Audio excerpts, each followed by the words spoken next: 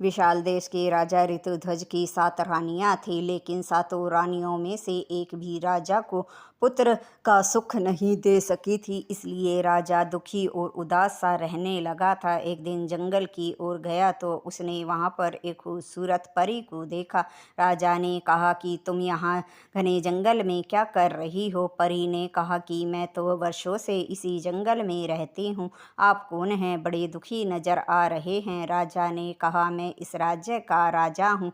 मैंने एक एक करके 7 रानियों से शादी की, लेकिन क्या फ़ायदा 7 शादियाँ करने का जब उनसे मुझे कोई पुत्र की प्राप्ति ही नहीं हुई। ये बात सुनकर परी ने राजा से कहा कि मैं आपकी ये ख्वाहिश पूरी कर सकती हूँ। राजा ने कहा, अगर तुमने ऐसा कर दिया तो मैं अपना आधा राज्य तुम्हें दे दूंगा। परी मुस्कुराई और कहने लगी, मुझे आपका राज्य नहीं चाहिए। आप मुझसे शादी करके महल ले जाइए, आपको पुत्र की प्राप्ति हो जाएगी। ये बात सुनकर राजा ने परी से कहा कि ठीक है। दरअसल जो परी बनी राजा के सामने खड़ी थी वो असल में एक राक्षसी थी, जो राजा के महल में जाकर खुराफात मचाना चाहती थी। राजा परी को लेकर महल चला गया और उससे शादी करके उसे अपनी 8वीं रानी बना लिया।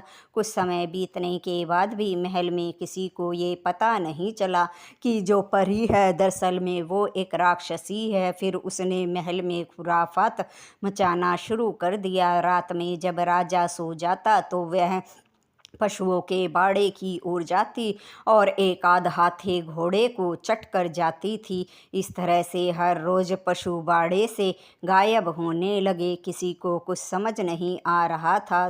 राजा के पास शिकायत लेकर गए। राजा ने कहा कि बाड़े में पहरा कड़ा कर दो, और पहरा कड़ा करने के बाद भी बाड़े से हर रोज एक आध पशु गायब हो जाता था। राजा को समझ नहीं आ रहा था कि आखिर ऐसा कौन है जो इतने कड़े पहरे के बावजूद भी पशुओं को गायब कर देता है।